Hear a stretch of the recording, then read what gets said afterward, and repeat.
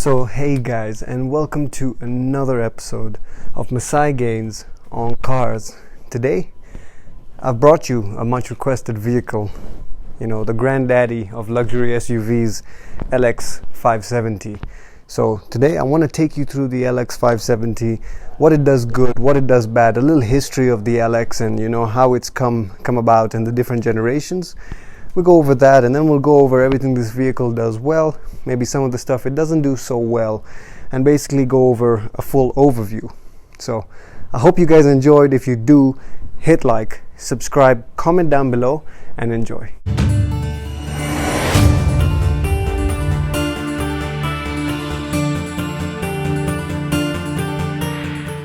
So hey guys, and welcome to another episode of MGC. Today I've got an LX570 for you guys. It's a vehicle I've wanted to have on the channel for some time. This is the beautiful LX570. If some of you don't know where the LX variant came from, I can explain that to you. The LX is basically a direct sort of brother to the Land Cruiser. You see, when the 80 series Land Cruiser came out, Toyota allowed its Lexus division to produce their own LX variant of the Land Cruiser 80, and they did, and basically they didn't change any styling features on the exterior. All that they did was add some more leather on the inside and some more niceties, some more luxury features. So that was the 80 series, and then after that we came to the 100 series, and in the 100 series as well, Toyota told the Lexus division, you can go ahead and produce your own variant, and they came out with the LX470. LX470 is basically like my Land Cruiser Cygnus. You got a bit more wood trim, a bit more sumptuous leather, and a bit more luxury. And finally, we came to the 200 series. And with the 200 series, Toyota allowed Lexus to actually inject its own, real DNA into this off-road SUV. And so Lexus were given the go-ahead to install their massive screaming grills and their unbelievable tri-beam headlights and LEDs, which I think you'd agree with me, this vehicle has a presence like no other. I mean, when it's coming up behind you, you notice instantly. So this particular version is actually the LX570. That means we've got a 5.7 liter V8. This is not a 2UZ FE motor like you see in the Land Cruiser Cygnus or the LX470. This has been upgraded. This is a 3UR FE, which is a 5.7 liter V8, and it's pumping out about 550 Newton meters of torque. It's got about 383 horsepower. So quite a powerful beast. I mean, 383 horsepower is just about 110 horsepower more than my Land Cruiser Cygnus. But yes, this baby also comes with more weight. It's a bigger vehicle. It's wider, it's longer than the 200 series. But underneath, it's all the same. Underneath, it's very much a Land Cruiser 200 series. It's just the interior and the body that has been absolutely changed. Now, this particular version, all LX variants come with the AHC suspension. And you guys know I like the AHC, automatic height control. I get it in my Land Cruiser Cygnus, and it's a hydraulic system and it's so smooth, and that's why I like it so much.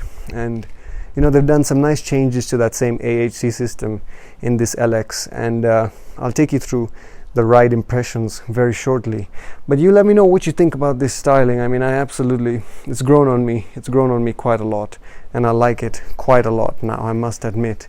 But everything else, the big mirrors, most of the, the door panels, not the full door panel, but many of the aspects of the 200 series, when I get into this vehicle, I see and I feel.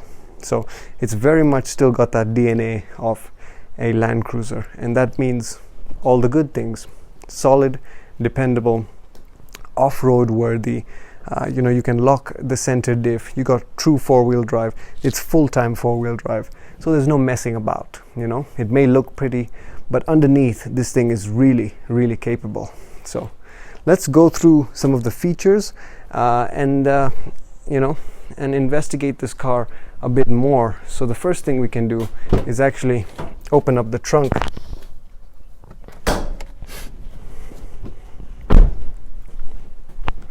Open up the trunk, get inside here and see what we're actually dealing with.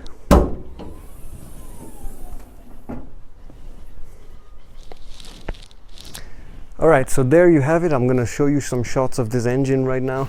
But this is the motor, the 3URFE V8 5.7 liter. You can see obviously they still put these covers on top of the engine, but this looks like a big engine and pumps out a good amount of horsepower. So you know, all the stuff you'd expect from the hood of the 200 series. I can't really see the hydraulic fluid reservoir, which usually would sit in the top right hand corner, but I'm assuming they've moved that somewhere else. But apart from that, all the stuff you'd expect. We talk about why the LX is so popular in the US. We know that what Toyota did, the reason they started making a brand of Lexus, you know, a subdivision of Lexus, and making those cars the same as the Toyota cars, but more luxurious and different features, is because they had an idea of selling those variants in the US market. And this is a direct product of that. And this car has been so popular in the US that the Land Cruiser sales have sort of plummeted. To the point where Toyota are most likely going to axe the Land Cruiser in the US because the LX is just selling so well. So it is the popular car there. Now here in Kenya, the Land Cruiser still rules, and you do see these LXs, but they're much more rare. And a big reason to that is probably the fact that once this vehicle lands here, it's a $200,000 SUV. So the Land Cruiser variant is also that much, might I add, but people are just more fond of the Land Cruiser, and you know, you're able to mod the Land Cruiser a bit more. Approach angles, departure angles, they're better. So off-road, you know, you feel a bit more comfortable. And looking at the way this vehicle looks, you know, when you take it to the national park, or when you take it to Masai Mara, or when you're on some real rugged terrain and you beat this vehicle up a bit, it might hurt your heart a bit. And that's the problem. That's kind of the problem. The fact that it really feels too luxury, too beautiful to really beat it up a bit, and such is the case. But here we have a beautiful pearl gray finish, you know, one of the signature colors of this LX, and you know, it just absolutely looks insane. The grille is just absolutely like it's eating you up. But I guess that engine does need that extra cooling as well. And you know, initially when this came out, there was a lot of fuss about, you know, it trying too hard or the grille is too big. But now look at where we are these days. BMW X7 with just the most ridiculous sort of nostrils, huge, and all the other cars coming out with just crazy sized grills, almost to the point where this 2016 Lexus seems normal. You know, the grille fits in now. It looks okay. We've become accustomed to it. So I'll take you through some of the other things now. Alright guys, so we're in the LX right now, and I wanted to just take you through a quick run through of what we have here. You can see we've got crawl control just like we do in the Land Cruiser 200 series. You can see we've got 3 modes. This is to do with the AHC suspension. You've got comfort, you've got eco, you've got normal, which you can customize, and you've got sport, and you got sport plus. Here we have our low range gearbox. You can see this knob right here is actually to control the AHC, whether you want to put it in high or low mode. This is your 4 low and 4 high 4-wheel drive. And over here we of course have our heated and ventilated seats. Right over here we have ECT in case you want to ramp up the gearbox. Here you got a lock, center diff lock. Here is to turn the traction control off. Here is hill ascent, and this is turning assist. Basically what the car does, if you click this and you're in a tight spot, the car can automatically apply the brakes to the rear wheels so that you can actually reduce your turning circle quite a bit. And I've seen this in motion. It definitely works. Now what we have over here is the standard Lexus control pad.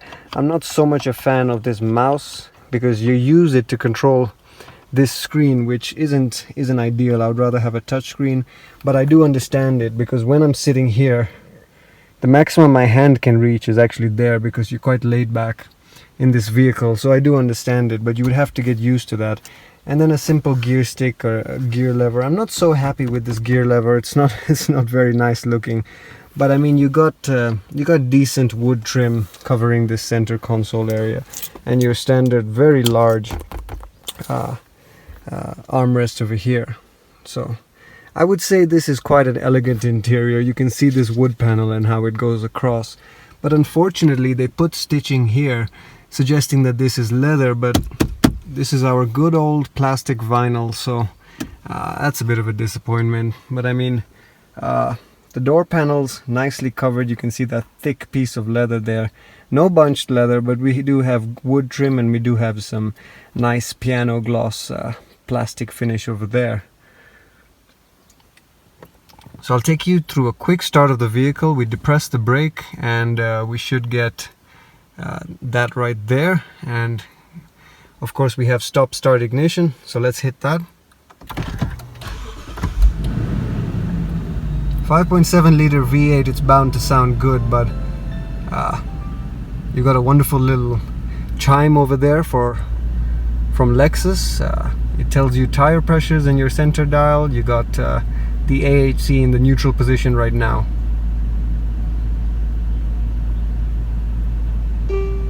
ETC card is not inserted. Of course, on our steering wheel you can see we've got these volume controls. You got your modes, you got hands-free, pick up your calls. Our horn is over here, and a few more settings over here, and of course our cruise control. So here is our center console. If I'm see, that's the mouse that I'm playing with over there. It's telling us our average is 3.6 liters kilometers per liter, which is quite wild. If we go to music, audio is off. Those are our stats. And one thing also to mention is that of course we do have the Mark & Levinson audio, as it says right there.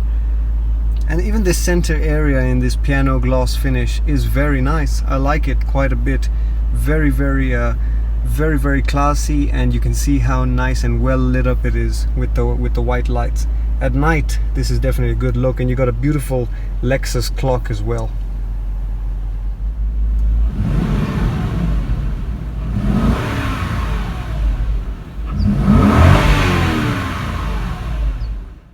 Alright guys, so rounding up this overview, we gotta say this interior cabin is one of the best spaces to be in. The way it's laid out, the use of the leather, the use of the materials. And yes, we do have a trackpad to use, but you know, we can get over that. But the options that you get and the functionality and the overall features is almost second to none. You get ventilated seats, you get this amazing leather. I will say they're not as soft as you would get in the LX470. But they have modernized it a bit, and this interior cabin, the use of the wood on the door panels, the incorporation of the Mark & Levinson audio system, the screens in the rear, the split tailgate as you would get in the Land Cruiser. You know, the functionality of this vehicle is everything you would get with a Land Cruiser, but this is a Lexus, and it just takes that luxury up a notch. And when you come around the exterior of this vehicle, I don't think there's another SUV that has this much of a presence. As much as that grille is huge and those lights are insane, this vehicle does make a statement when you arrive, and that is probably the entire point of the LX570. The flagship SUV from Lexus is supposed to take on the Range Rover and the rest of them. And with those tri-beam headlights, and with the way this vehicle sits and the optionality that you get, I'd say it makes a very convincing argument as to being the best luxury SUV on the market right now. The Lexus LX570. A gorgeous vehicle, one that makes a statement, and one that when you do ride in it, you do feel like king of the road, and that is the point of it. Alright guys, I hope you guys enjoyed that video, taking you through the interior, taking you through the features of this 5.7 liter V8 LX. More videos coming on the LX, more comparisons and more vehicles coming right to this channel. So if you enjoyed guys, hit like, subscribe, comment down below, let me know what you think, and I'll catch you in the next one. Peace.